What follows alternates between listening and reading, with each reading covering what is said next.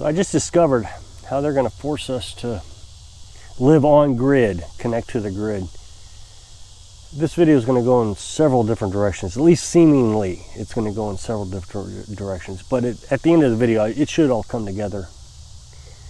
So recently, a few days ago, I made a video where I was discussing my backup systems, components, whatever you want to call it. The RV pump, for example, the pump that water from my IBC tank into the house, I have an extra one. I have an extra well pump. And I was talking about how I worry about my backup systems in relation to how long it's going to take to replace. So how fast do I need it? How long is it going to take to replace? So, for example, if my pressure canner went out, do I need to replace it right away? And the answer is no. I could probably wait to order one, and however many days it takes to get that to come in would be sufficient. But the RV pump, for example, if Carolyn's in the shower and she needs to rinse off, she got soap in her eyes, I need to be able to get that pump replaced pretty quickly, so I have one on hand. And so I went through a whole list of these components, and I had someone respond. Now, my suspicions are it was a troll, but I think a lot of people think this way. Now, the reason I think it's a troll is if you don't want to live off-grid, there's absolutely no reason to watch my channel. It clearly says in the channel description, Little House Off-Grid. So why are you watching if you don't understand the basic concept of living off-grid? In a video that specifically talks about living off-grid, why would you, even if it came up on your list, why would you even click it? Oh, I'm not interested in off-grid. But I get these regularly. I'm not entirely sure they're all trolls, but it just seems like they would be. When they say, you have to explain to me why you would choose a lifestyle like this when you have to have so many backup systems. Seems to me that you're always fixing things, and it's a hodgepodge of components, and it goes on to all kinds of complaints. And it didn't make sense to me. Wait a minute. I talked about the freezer going out. Our refrigerator went out a while back, and what do I do if the freezer goes out? Are you saying that when you live on grid, that your freezer doesn't go out? I've explained the story many times about my grandmother. She lived just south of St. Louis, a very populated area. Of course, she lived out in the woods, but the whole area was without electric for 2 weeks. And she had 2 freezers full of meat. I would imagine there were several $1,000s worth of meat in there. They just butchered a couple cows, and she always kept them full. And so when the electric went out, she lost all that meat. I don't understand the difference between what it is I'm trying to do and what my grandma was trying to do. Now, the thing about what I was saying is when the freezer goes out, it's because there was a malfunction in the freezer. Something broke. Just like the refrigerator I was telling you about. We thought the refrigerator broke. But in her case, she was relying on someone else to ensure that her meat did not go bad, the electric company, and they failed her. But with me, I have backup systems in place.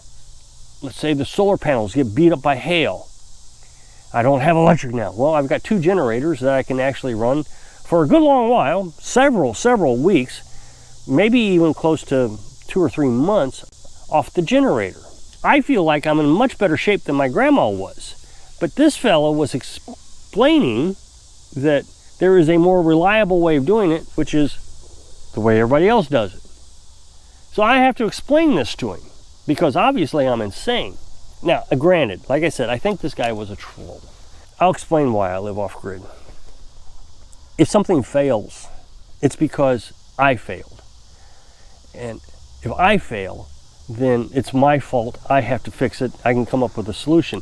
But if the electric company fails, I am relying on the electric company to fix my problem. And like my grandma, had to wait 2 weeks, and several $1,000s in beef went bad. I think my way, personally, the way I look at it, is better. I have backup systems. No matter how hodgepodge it is and how stupid it looks, there's no way my meat is going to spoil because my systems failed. It's just not going to happen. It can't happen. I've got too many backup systems. The security of knowing that is huge for me. Now, people will say, you're a prepper. I'm not a prepper.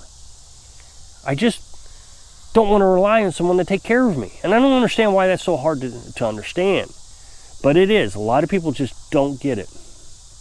And then I made a video where I was talking about YouTube says that my content is dangerous. Now, I know everybody's going to shut off the video now. Yeah, that's how they're going to make him do it. You know, people are just going to say he's dangerous. Well, there's more to it than this. But in that video, I was talking about air conditioning. And I need to give a warning of some sort that what I'm doing is dangerous. You know, where you got 100-degree heat with 70% humidity. That's dangerous. Well, it's not dangerous. People have been doing this the entire human existence. And they've survived it. So I don't understand how it's dangerous. I'll tell you what, I don't feel like I'm that old. I can remember my childhood somewhat. And when I went to high school, we had 3 buildings. Now, there was a building I would like to think was built in the late 1800s. And then there was another building, which I think was built around the 1950s. Now, I was in high school in the 80s. And then there was a third building that had just been built. Now, the 2 newer buildings, the one in the 50s and the one that had just been built, both had air conditioning. But that older building did not. And I don't ever remember them canceling school because of excessive heat. I remember my freshman year, I didn't have any classes in those 2 new buildings. They were, well, really, for the upperclassmen, that's what they were for. Now, they did have a gym class in the middle building, the building that was built in the 50s. But I remember taking gym in the old building, so we even had to take gym in the old building. So I really don't think I had air conditioning that first year. And I remember it being hot, and they put fans in. I mean, the teachers sweated just as much as we did. So today we have to have air conditioning, otherwise I have to put a warning on the video explaining that this is just too dangerous. What I'm doing is too dangerous, and you should not do this at home. Well, it just occurred to me that there is a big problem down in Texas. Apparently, several of the prison systems in Texas don't have air conditioning. And the federal government, or somebody in the federal government, is all upset about this, and they're trying to get the governor to pay for air conditioning in the prison system. Now, whatever the prisoners did, I mean, that's beside the point. My point is if a freshman can spend the entire day in an unair-conditioned building, then go home, and I didn't have air conditioning at home, I would imagine prisoners can do it too. I don't understand what has happened that drinking water has become a bad thing. As a matter of fact, Texas is being beat up because apparently somebody in Washington, D.C. thinks that Texas wrote a law saying that they can't have water breaks, which it's nowhere in the law. So drink water. You don't need air conditioning. What about the folks who are out in the heat, the road crews and all that kind of stuff? The farmers. I remember back in the 90s, I was baling hay and it got into the hundreds. It was freaking hot. And we baled hay. So I'm not entirely sure why all of a sudden we can't do these things. You know, I've heard this saying before, this is first world problems. You know, you got third world problems. Well, this is first world problems. We live in such a spoiled first world that we can't live without air conditioning anymore.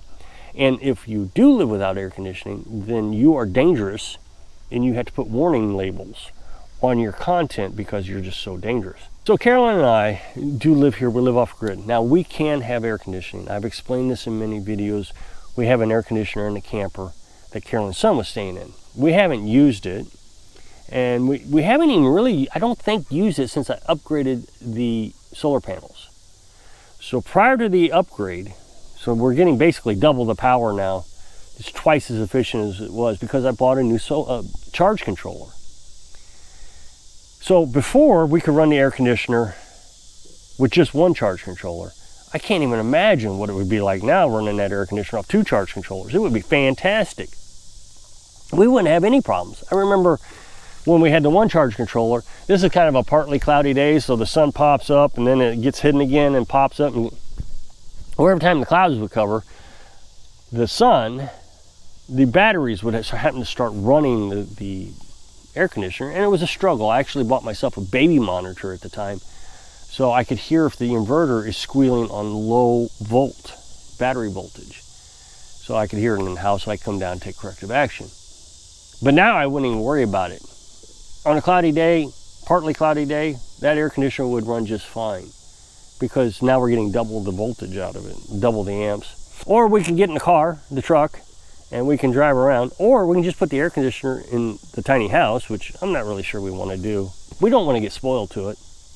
My grandpa was a carpenter, and I remember Mom telling me that he never allowed air conditioning in the house. And I remember there was no air conditioning. He had these huge window fans, huge.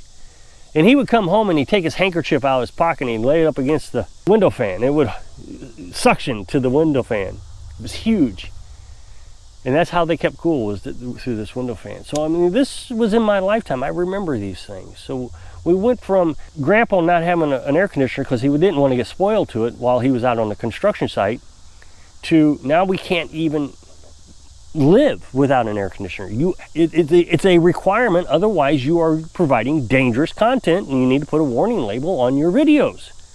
It just doesn't even make sense to me. I mean, I've seen off-grid channels now telling me they have to have air conditioning. I'm just blown away by this. Prepper channels. You know, prepping. You think SHTF, stuff hits the fan. When you think that, when they're talking about it, they're talking about world economic collapse. The Great Depression kind of stuff. Well, if we're in a Great Depression, what makes you think you can have air conditioning? You're going to be trying to get food. But no, we got to have it. So we got preppers saying we have to have air conditioning. We cannot survive in this kind of heat. Well, then you're not going to make it if we actually hit a depression. We have gotten so spoiled that there's just no way we are going to make it in society. And I look at my grandparents, who were children during the Depression, I think, at least very young adults. So they went through the Depression as children, and then they became adults and they tried to live a little bit better than their parents through the Depression, but they didn't have air conditioning.